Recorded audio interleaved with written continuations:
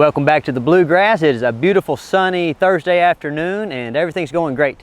It's been kind of funny because it's so sunny and so nice right now. You guys aren't going to believe it, but just 30 minutes ago it was black as night out here and it was just raining sheets of rain. I mean, it just like there's water puddling everywhere, and you'll see it as we walk up the hill. But that's the Bluegrass state for you. I mean, you never know what you're going to get weather-wise. But show them what we got here today, Eli. We got a whole bunch of different kinds of dogs. We've got a Rhodesian Ridgeback that's fixing to go home. We have a Chocolate Lab. We have a Black Lab. We have a Malinois. We have a Jack Russell. Shooter. Oh, come here, Shooter. We have a Springer Spaniel. We have a Golden Doodle. And let me come up here and show you these two guys that just got here. Nice little yellow lab. Oh, and look at this cutie. Look at this little chubby. Oh my gosh, there's a little chubby. Oh, there's a French Bulldog, guys. Oh, and we don't get a lot of these, but now that Charlotte is getting a little older, she wants me to start taking more small dogs. And so we're gonna open up a whole small dog portion of our kennel, you know. Then I guess that's what they tell you is that when you have a daughter, those daughters always have a way of wrapping you around their fingers. And, you know, I mean, I've made it all these years pretty much doing big dogs, you know, big, aggressive, athletic dogs and having a good time and doing some adventuring. And I have a little girl, and the next thing you know, I'm going to turn into the poodle tamer. That's what everybody's going to be calling me, the poodle tamer, okay? So this is our first little foray into Charlotte being a dog trainer, which is awesome, you know, in its own way. But what we're going to talk about today, a couple of things. Number one, I've got to send out some progress reports. So I thought I'd wrap all that up in one video. We kind of kill two birds with one stone. And number two, again, since you guys liked so much the last video I did about whether or not you should buy a Malinois, Eli was pouring through those emails, and something that popped up a whole bunch this week was about just, you know, general questions about dog misbehavior, or dog misbehavior as it relates to certain breeds, or stubborn behavior. You hear that a lot, you know, especially as it relates to some breeds. And so that's basically what we're going to talk about today. Okay, now we'll back up here, Eli, and show them. Y'all thought I was kidding about it was raining so hard a minute ago, but look, this water's just standing in my yard. Look at that. Look at that. Ain't that crazy? This weather in Kentucky, I mean, it really get to you. Okay, but so let's get back on topic. Let's talk about problem behavior, or dogs that are stubborn or stubbornly obsessed with certain types of behavior. First off, let's, you know, think in terms of what actually constitutes a problem behavior, okay? And like, I have basically kind of two general ways of thinking about problem behavior. Number one, is this all right here, Eli, we're in this shade? Number one, you have an objective part of problem behaviors. And so, like, when people come down here to work with me, or they take my online course, I give them an objective set of standards by which we judge misbehavior. And that's anything that's dangerous, destructive, or rude. Okay, so that's the objective one, right? The one that pretty much everybody can agree on. And you'll notice in my videos, I'm always talking about, you know, have a standard for your dog that meets your neighbor's standards, because we all have a tendency, especially with young puppies, to not hold them to a high enough standard, right? So that's the objective.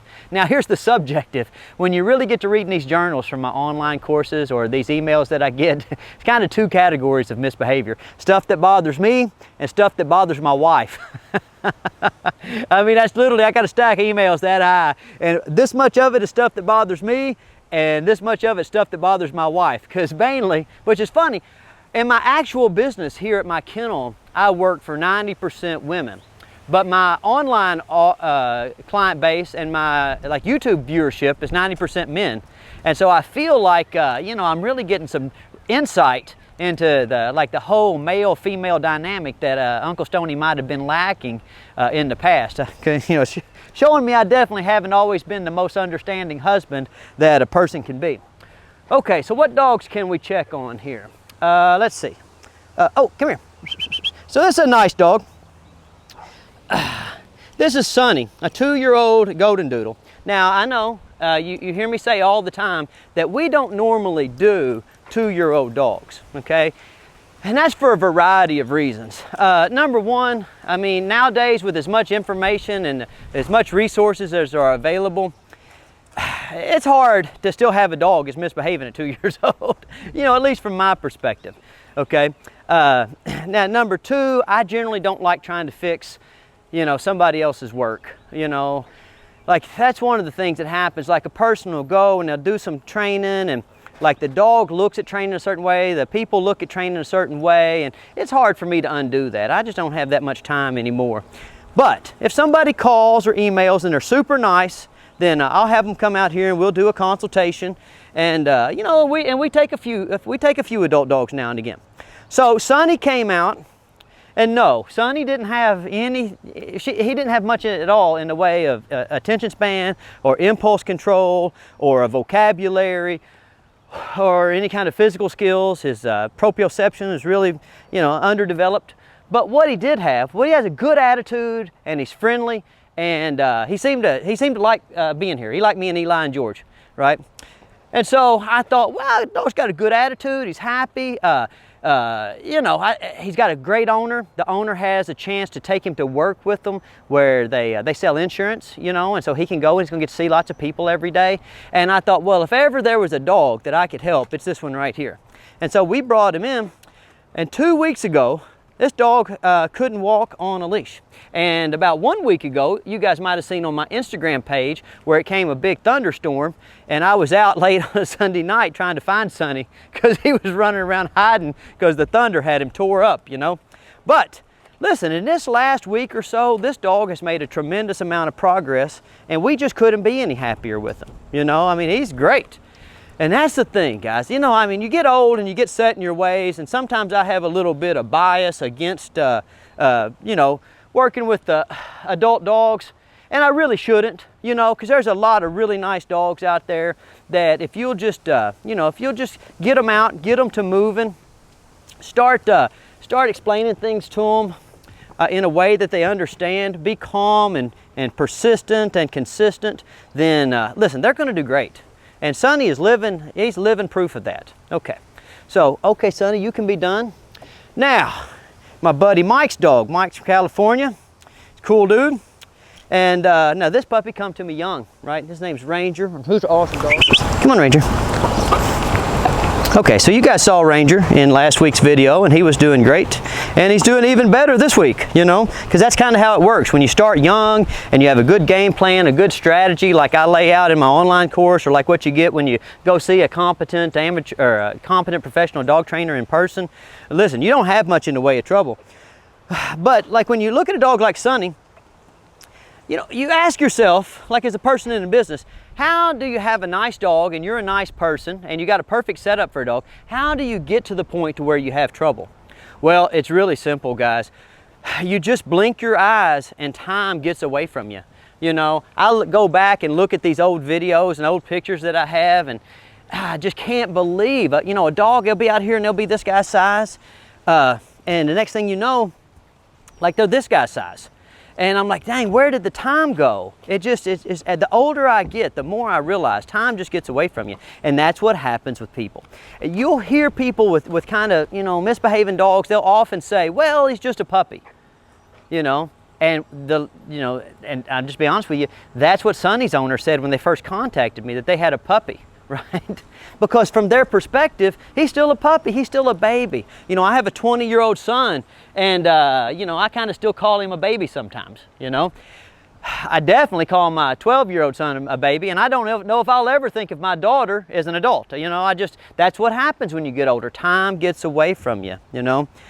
And so when you're looking at your dog, guys, don't make an excuse.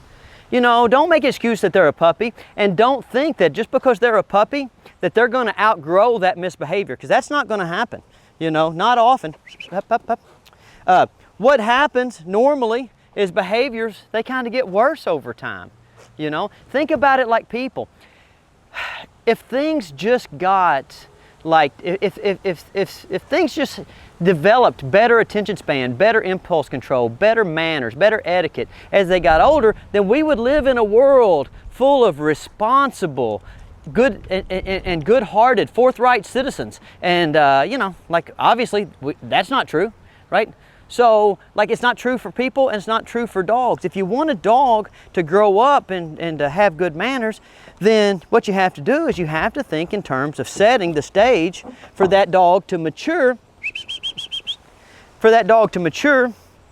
in a way that encourages the development of the manners as what you expect in your household, right? Good. All right, so let's see who else we have here. Keep talking while we're walking. Tuck. Come on, Tuck. Now, here's Tuck. Tuck's a nice lab puppy, and he's doing great. He's fixing to go home here pretty soon. But now, so we talked about kind of the problems that come from a lack of having a good game plan and strategy when the puppy's young and he's maturing. You know, in other words, not setting appropriate short and long range goals and then taking action to meet those short and long range goals. Okay, that happens to all of us, guys. So if that's where you are, just accept it. You know, don't try to play it off as a puppy's just a puppy. Just be honest with yourself and say, hey, look, I haven't done what I need to do, and I've got some work to do to make these problems go away. Okay, that's it. You know, like, listen, always step up and accept responsibility. Because if you don't accept responsibility, you're not going to dig yourself out of a hole, you know. Because what they say is the first step in getting yourself out of a hole is to stop digging, okay? Now, there are some physical reasons that dogs will have problems too, though. You know, like we have all these dogs out here running around all the time. And, you know, sometimes you'll put a leash on one and they just don't want to walk, you know. Well, if the dog wanted to walk on Monday, and he wanted to walk on Tuesday, and he wanted to walk on Wednesday, and here it is Thursday, you put a leash on them and they sit down, that dog's not being stubborn.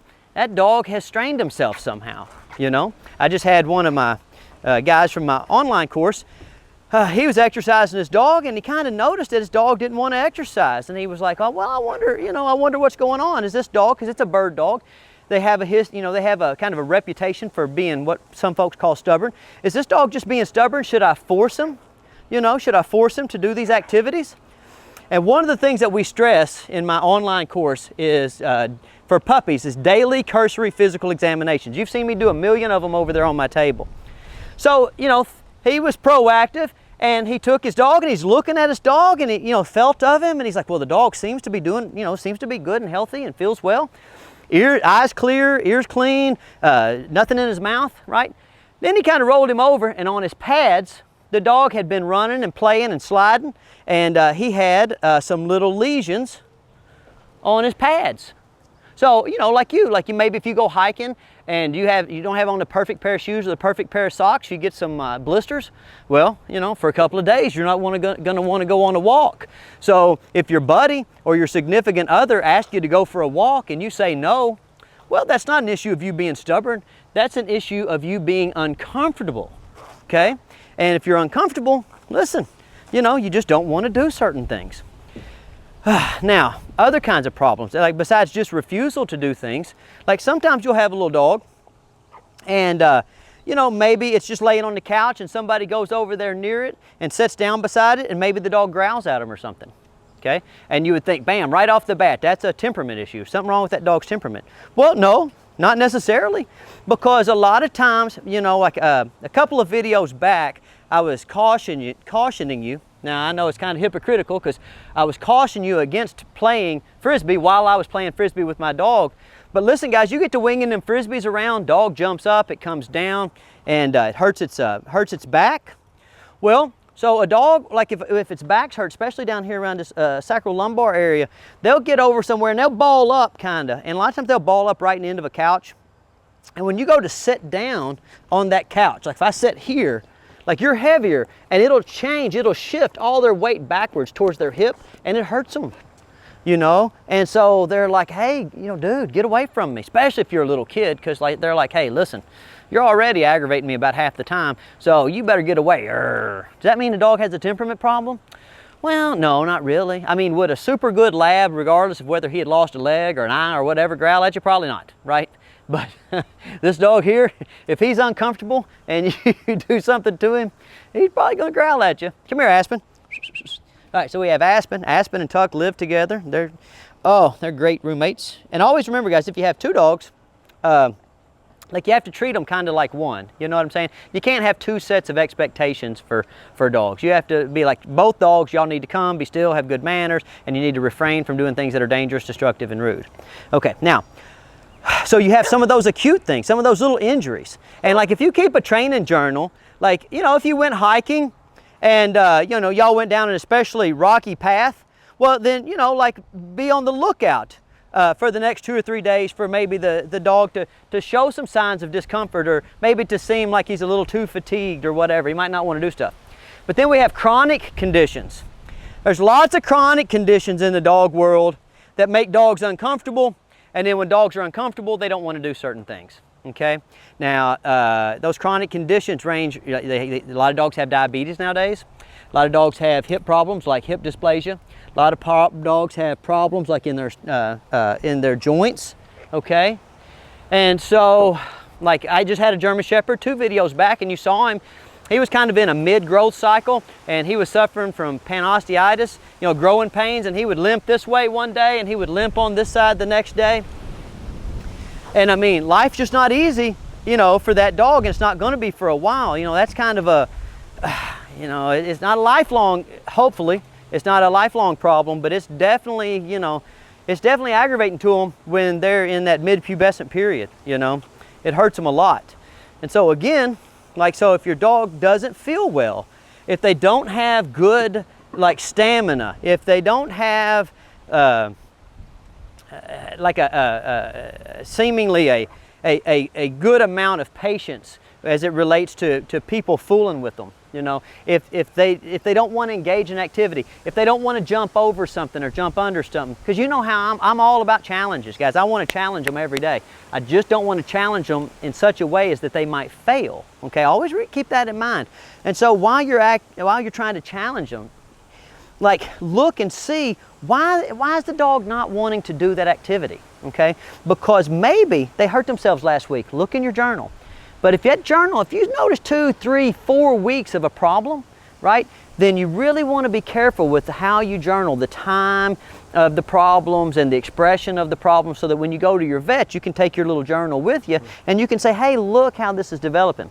Another girl taking my online course, she has a dog, and the dog's got some red spots on it, which is not uncommon with puppies. They get these little puppy pyoderma all the time, but the dog's also losing a little bit of hair, you know. So what do I tell her to do? Track it, you know. And so we've taken some steps to fix it. Might fix it, might not, but when we go to the vet, she's not going to have to remember how this condition developed, right? She's not going to have to remember how she went about remedying the condition, right? She's going to have all that documented, and so when she's talking to her doctor, she's going to be able to say, look, here's the problem, here's how it developed, and here's what we've done so far.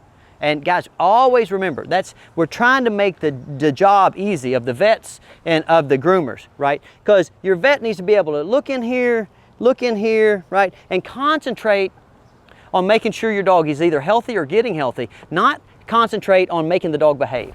Okay, every time that you take your dog to the vet and it can't behave, then you're taking your vet's attention away from the dog's physical condition, right? Okay, so you're shortchanging the vet, you're shortchanging yourself, and you're shortchanging the dog. So get to work on this on these cursory physical exams. You'll appreciate it. All right, let's see who else we have. Hey, Marlo, come here, Marlo. Now you guys remember a couple of weeks ago I called Marlo and she just ran off. You know what I mean? She just ran off, and we had to stop the video, and she didn't get a chance to be on the video. But now she's all about being on the video, and people love these Ridgebacks. I had a lot of people comment and send me emails asking me questions and asking me to make a video about Ridgebacks. But you know, I'm not an expert on Ridgebacks, so I don't really feel qualified to make a whole video on them. But I will tell you that like when you have a dog like Marlo, you have to understand the breed-specific tendencies of the dog. Otherwise, you're going to run into problem behaviors because you're not going to be able to define your expectations properly. I got a video about that a week or two ago, right? Being able to look at your dog and understand this type of dog is going to have a tendency to mature in a certain way at a certain pace. Listen, that's the art of dog training, guys. Come on, Marlo. And so, you know, Marlo came in And you know, these dogs, some people will describe them as stubborn. Some people will describe them as you know, too standoffish and shy. And listen, sometimes when you're chasing them around your yard, you'll have a tendency to agree with that evaluation, you know. But really, it's just a matter of understanding that these guys, you know, they have a certain pace, a certain workload that they can handle, you know, and a certain amount of pressure that they can accept as it relates to challenging them. You know how, like I said earlier, I'm all about challenging the dog, but you have to make sure that you set up those challenges in such a way that the dog doesn't fail, okay? Now, so when you have a dog like Marlowe, like if you're used to training labs and you say, man, you know, labs are getting kind of boring and I want to get a fancier looking dog. This dog's cool. It's a lion hunter and it's got a cool ridge that runs down the middle of its back and it's a cool color. I'm going to get one of those. Okay, well, when you get one of those, you go ahead and get you a new set of expectations, because that dog, this dog, is not going to mature the same way that your lab matured, right? It's not going to behave in relation to novel stimulation the same way that your lab behaved, okay? And so you just have to understand that. And you can even see right here, Marlowe's kind of trying to rush me through the course a little bit, you know? And I just have to kind of accept it, you know. What I focus on when I have a dog like this, one that's not really bred to do a physically and mentally demanding activity in conjunction with a handler, well, I just have to understand that when I come out here, right, I'm not going to get the same level of speed and precision out of these exercises that I get with the herding dogs or that I get with the retrievers. I mean, she's minded good, you know, and most people that have a ridgeback would be 100% like satisfied with this level of behavior. Now, but for me and Eli and George, where we're mainly out here working with retrievers and herding dogs and a smattering of golden doodles, well, it can be a little frustrating, I'm not going to lie, you know, because maybe instead of taking 10 days to get the hang of our basic vocabulary and small challenges course, maybe it takes 3 or 4 weeks. But they'll always get it, guys, if you'll just keep putting in the work. That's why over and over and over again in these videos, you hear me say the same thing. Put in the work, put in the work, put in the work. Be persistent, be consistent, put in the work. Have realistic expectations for your own work ethic and for the type of dog that you have. As long as you have realistic expectations, then you're going to do fine, you know. So with this dog here, like when we first started having trouble with her and she didn't want to come and do the stuff on the pace that we wanted, we had to go in and sit down with the journal and, you know, like modify our timeline, you know, but we modified the timeline and now, look, she's doing pretty dang well. Hup, hup. Very nice. Sit, stay. I mean, you can't ask for much more than that out of an 8-month-old Ridgeback.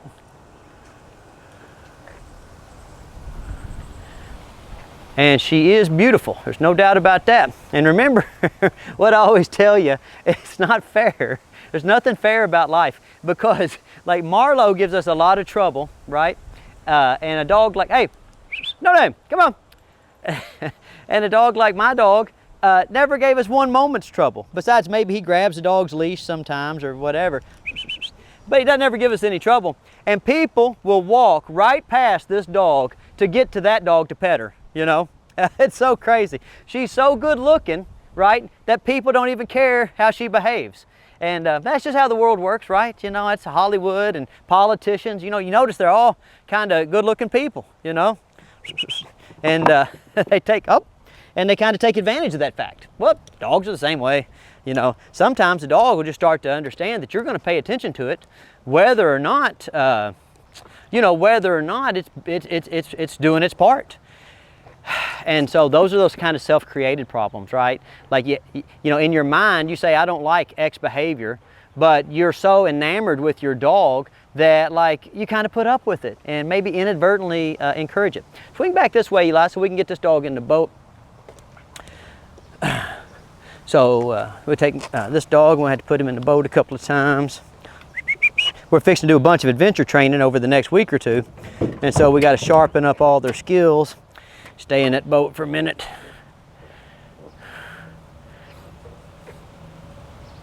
Very nice. Oh, you're so smart.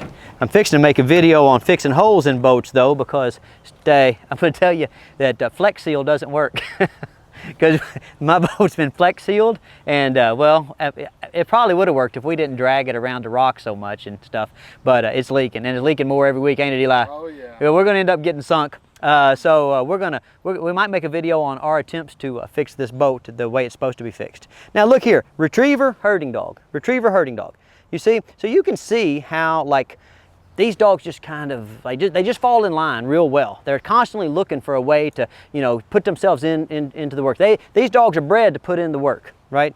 And so, like, it's not, oh, wait a minute. It's not fair, to define problem behavior the same way, you know, for some of these other kinds of dogs. Like if I held that Ridgeback to this dog's standard, well, then listen, you know, I might not ever be happy, to be honest with you, because this dog's about perfect, you know.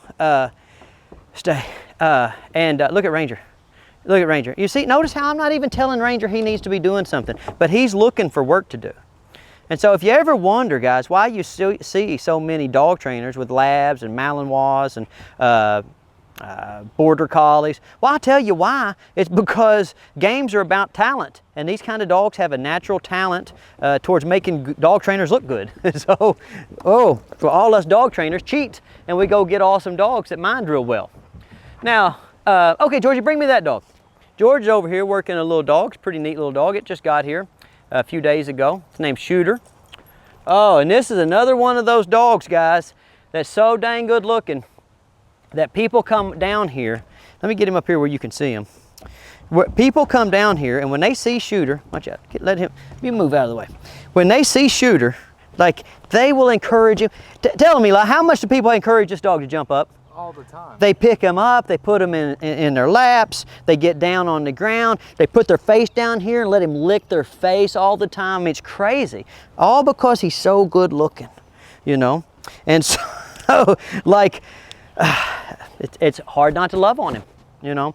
I mean, he just melts people. Like, they come down here. And so when Eli and I, we go to asking him to work, he's like, dude, you know, like, why would I be doing a whole lot of work when I can just sit over here and people will bring attention to me? You know, it's like what I say about Miss America. Miss America never knows how to cook eggs, right? So if you want to marry a woman that cooks eggs well, probably don't go shopping at the Miss America contest, right? Because they don't have to cook eggs. And that's the same thing with this dog. You see how this dog just kind of hops around, kind of does his own thing a little bit. This dog can come out here, like we have kids out here all the time, and we have lots of ladies out here all the time. And, you know, we make them all walk the dog. So when you come here to like bring your dog for training, then, you know, part of it's about bringing your dog for training, but a whole lot of it is about like teaching you how to be a competent amateur dog trainer, right? So I've got two jobs. One, I have to get these dogs to mind, but two, I have to get you to where you can maintain that progress and continue down that road to raising a happy, healthy, well-socialized companion animal that'll come and be still and have good manners as they get older, right? Okay, well, like I get these ladies down here and they'll be walking one of my dogs and they hold them to a high standard. You know, I let them go to walking that Ridgeback, not such a high standard. I let them go to walking this little cutie right here, not such a high standard. This dog will walk right around a jump and a lady will be like, oh baby, that's so good. You're so pretty. You're so precious. Don't Eli? Every time. Every time, you know. So that's a big struggle for us. You know, now this dog's awesome and I hold him to a high standard because from my perspective, of course, you know, pretty is as pretty does. But that kind of ends up making me look a little bit like a tough teacher. You know, like when you were in school, you always had that one teacher that, you know, well, I had a teacher make you take and break the eraser off of your pencil so that, you know, just tell you, don't make mistakes. If you make a mistake, you got to get a new sheet of paper. And that seemed mean at the time, right? But ultimately, what it does is it causes you to, you know, behave with purpose, you know, and to make sure that you go at a pace where you can get things right. And that's the kind of life lessons that have really shaped my dog training. You know, that's why I go on and on about, you know, setting the proper pace and making sure that you're going to be able to, like, get things right. Don't listen, never watch this channel and then go do a whole bunch of stuff wrong, because that's not what this channel is about. What this channel is about is doing stuff right. We like to do stuff right, and if that means we take teeny tiny little steps, then that's what we take. And sometimes we get lucky, like with Aspen and with Tuck and with Scout. We can take big old steps because they're real easy dogs. And then we get dogs like Marlowe, and we have to take teeny tiny steps. And I've got a dog I'm going to show you in a second where our steps are going to be this big. And so we focus on, you know, gradual improvement. Each week we take a little step, and we don't take another step until we get that right. Scoot on over here, Eli. We'll try to get this dog in the... Come on, Shooter. Oh, we're going to try to get Shooter up here into the kayak. Very nice. Good boy. Now see how he got up there and he was cool with that? Like, listen, we walked him and walked him and walked him up to this kayak, you know, and it was just this morning when we first started being able to really get him in here. And it's okay, you know, like, you're always going to get it. Just always remember, like, if your goals are realistic and your work ethic is on point, you're going to get where you're going. It just might take you a little longer, you know, with some dogs. And don't always put the blame on the dogs, guys, because not all dog trainers have the same natural talent level. I've got some little kids that come out here, you put a leash in their hands and bam, dogs automatically go to mine. And I've got a little girl coming out here in the morning, and like, I stick a leash in her hands and the dogs they just do what she says. And she ain't that big, you know. And then I've got a lot of people come out here, and the dogs just don't like them. They just don't mind for them, do they, Eli? And you watch, and sometimes it hurts their feelings too. Come on, buddy, get up here. Nope, nope. Yep, okay, get all the way up there. Very nice. And Shooter's mom, Shooter's mom's a real nice lady, and she's enamored with Shooter. And so when she sees this video, she's gonna watch this video and she's gonna say, oh, Shooter is perfect. She's gonna send me an email talking about how perfect Shooter is, you know. And then I've got some people that'll watch a video and their dog will make one little mistake, or they'll be looking off to the side, just one teeny bit. And they'll call me and they'll be like, Stonnie, why isn't my dog doing very well? You know, does it need to stay another week or another 2 weeks? And when you ask a dog trainer if the dog needs to stay a little longer, what that dog trainer does is he looks through his bills and he sees what bills he's got coming up, and if a whole bunch of them are coming up, he says, yeah, actually, he needs to stay just a little longer, you know. People used to ask me when I was young, what dog training cost? I'd say, well, let me see what I owe my mechanic, you know, up, up, up. So you got to be careful. Got to be careful when you're pricing out that dog training. All right, so we're about done with Shooter here. He's doing pretty well. Who else do we have to work, Georgie? That's out here. Oh, Scout. Scout, come on, buddy. Now Scout's over there, laying in the grass, chewing on a All right, now next we have Scout. Scout is about a 7 or 8 month old chocolate lab. Oh my gosh, he's a good fella. Up, up. Now, Scout belongs to my buddy Clark, who's on his way to Afghanistan, so your thoughts and prayers would be greatly appreciated. Now, Clark is a very responsible young man. His wife is a very responsible young lady, and they've been doing a great job with Scout, okay? But, like I always say, life gets in the way of perfect training. And so, in the rush to get prepared to go down range, Clark has been busy. And when a person gets busy, you know, they can't exercise their dog and can't pay quite as much attention to the dog as what they would like, you know. And not just to mention being busy, but you're also stressed. And whenever you're stressed, up, up, up, owner stress bleeds right off into the dog. So if you're stressed, the dog's going to be stressed. So you have kind of this perfect storm for misbehavior. Lack of exercise, now the dog's got a lot of energy. Lack of attention, the dog will start negative attention seeking. In other words, they'll behave poorly just to get you to pay attention to them, right? And then when you're stressed, your threshold for what you consider misbehavior is very low, right? So the dog might just be doing something just kind of a little bit aggravating, but since your threshold for what you consider aggravating is lower than normal, it's kind of more upsetting. So you get into this negative feedback loop. The dog does a little something wrong, you kind of overreact. When you overreact, the dog goes, well, listen, I'm getting fussed at, but at least I'm not getting ignored. So you get these negative feedback loops, and it's kind of awful, you know. And so we're bringing this dog up here, and we're getting him through this tough adolescent phase, and we're going to give him some impulse control. Come on, buddy.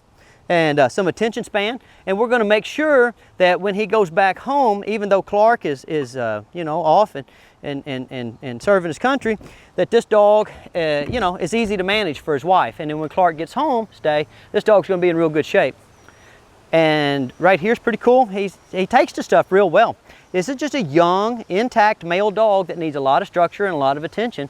And at that particular time in his family's life, that was hard to come by, right? So was it problem behavior? Yes. Was it problem behavior that was multifaceted? Yes. Was Scout being a stubborn dog? No, not exactly. It was just a perfect storm of factors that kind of made it look like this dog was just deliberately misbehaving and, you know, like being a little bit stubborn, okay? But that's not what it is, okay?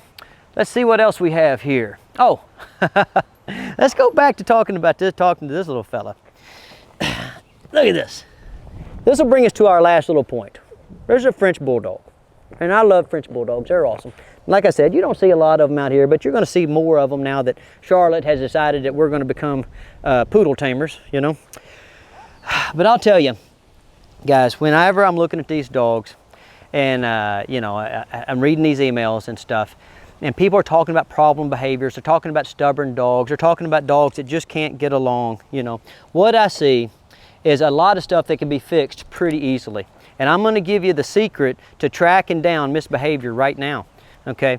If you need to track down misbehavior, you only have to ask yourself 3 questions, okay? Number 1, is my dog physically and mentally capable of doing what's expected? That's it, you know. You just have to look at your dog and you have to say, you know, are my expectations realistic for this dog's specific physical and mental characteristics? And if you don't know, well, then just ask somebody that's more familiar with the breed, and they'll be able to tell you if your goals are appropriate in the short term and long term, okay? Some goals are just not appropriate for some dogs. Some goals are just not appropriate in a given time frame, okay? Now, the second thing that you have to ask yourself, okay? And this one is one that people oftentimes just simply don't ask themselves, but does the dog understand what's expected, right?